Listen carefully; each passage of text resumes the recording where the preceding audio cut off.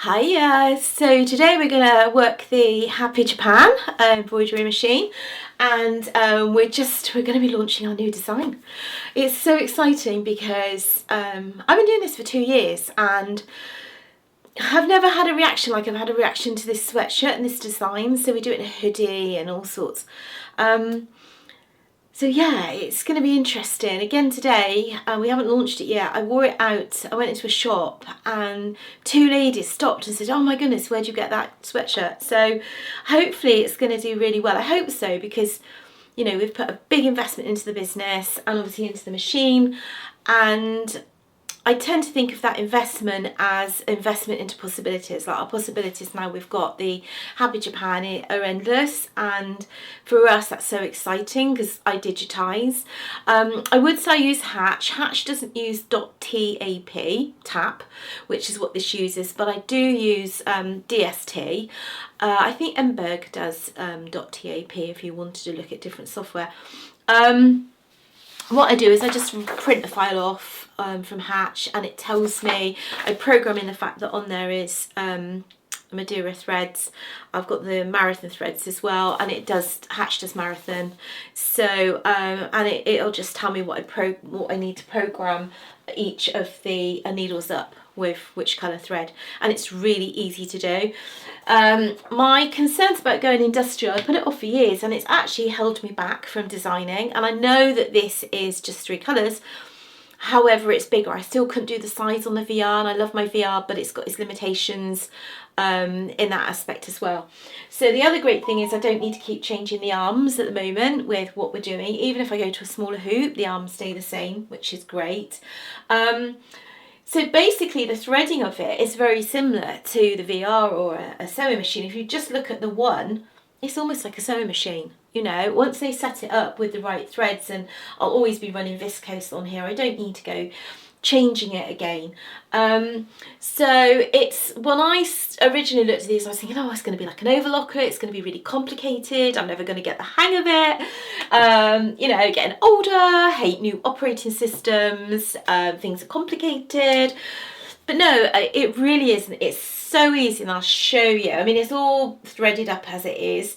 But I'll take you through the fundamentals of it, and then I'm going to do videos of it stitching different projects, and you'll be able to see, we'll digitize some things as well, and you can see how we do it. So yeah, so maintenance wise it's really easy.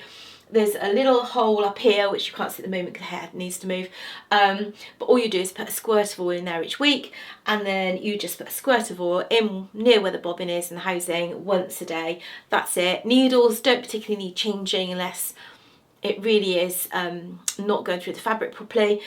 So they even said it could be even as like every year, which is just amazing, because I was changing the needle every day with a VR, but it's a different needle. So yeah, let's get sorted. So to start with, we just need to squirt it all in there, and that's done. Okay, turn it on. So noise-wise, it's not too noisy for me. However, you can get noise-cancelling headphones or the safety headsets to go on, or you could play music or whatever you want to do really. But at the moment, I'm not running off hundreds. I mean, if we got more in here and we were doing it on a regular basis, even this one, I would be using headphones. I just don't like things on my ears, but maybe, you know, I'm gonna have to get over that. So I always use the actual stylus from the VR, and it will come up with next. So all you do is touch next. There you go. And the design you last left will come up, and because I'm going to rerun this again, then I'm going to be using this design. Right, so this one's set up properly. Just check that this looks alright. I think that's going to be okay. Make sure that's in the hoop right. Bear with me.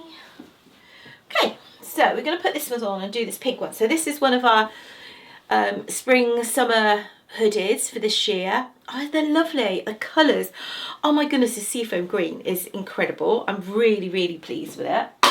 So the only thing I'm still getting used to at the moment is how we put it on, and sometimes I need to sit down. So let me grab my chair and be at its level, because I just find it easy at the moment to do this, and I think I need to tighten it.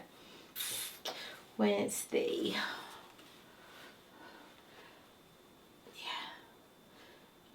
Don't know why, because it should be the same as the other one I did yesterday, but there we go. So, I'll just thread that on there like that, that on there like that. Make sure the back is, I always pull the back up and keep an eye on it. Up. And just to make sure that they go over both of these, because sometimes if you don't and it suddenly clicks into place, it will tilt your design out very slightly and it could mess up any outlines. Still thinking that needs tightening. Right, that will do. Okay, so most of these needles are all set up. It's all programmed. So here's my little pointy stylus. I might need to move the tripod, but basically it will do everything. So there's a trace. Let's do a... I know it's obviously going to fit this hoop because I've done it before. And then start, and it's just going to go around the outline. It's really smooth. I know it sounds a little bit jerky, but it's the smoothest I've known from a machine.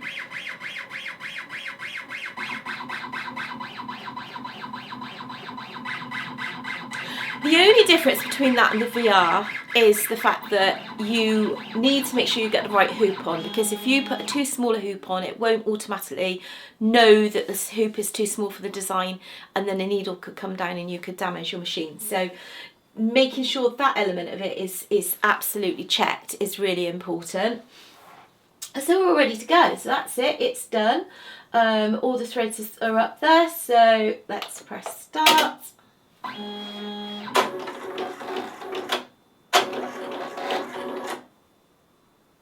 Oh, it's ended the last design. Right.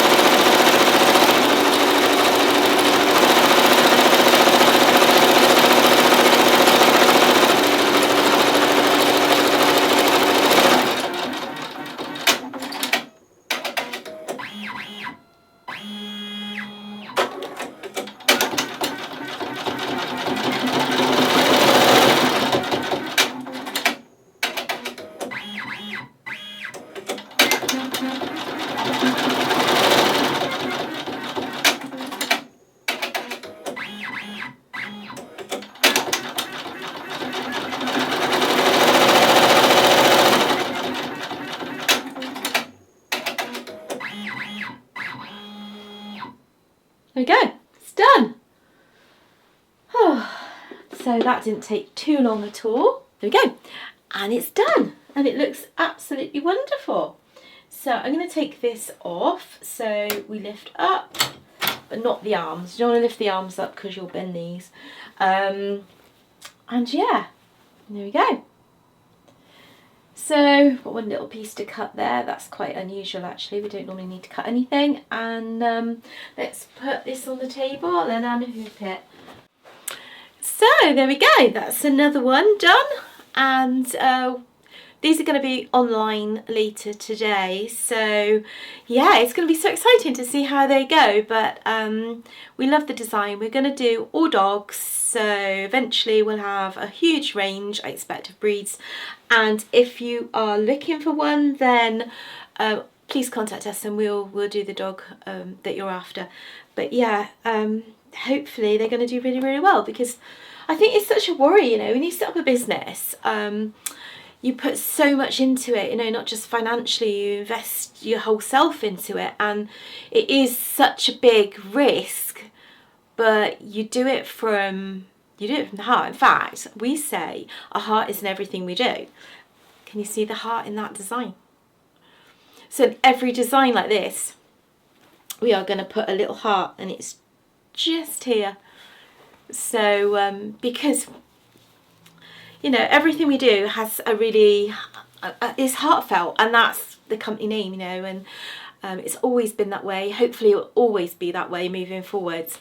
But anyway, leave your comments down below. If there's anything you'd like to see, then obviously we can do those as we move forward. So it's good to leave your comments, because we'll know how to adjust the videos moving forwards, and then hopefully you'll see the rest of the team eventually working on all sorts of other things as well. So yeah, please subscribe, and we'll see you soon. Have a good day.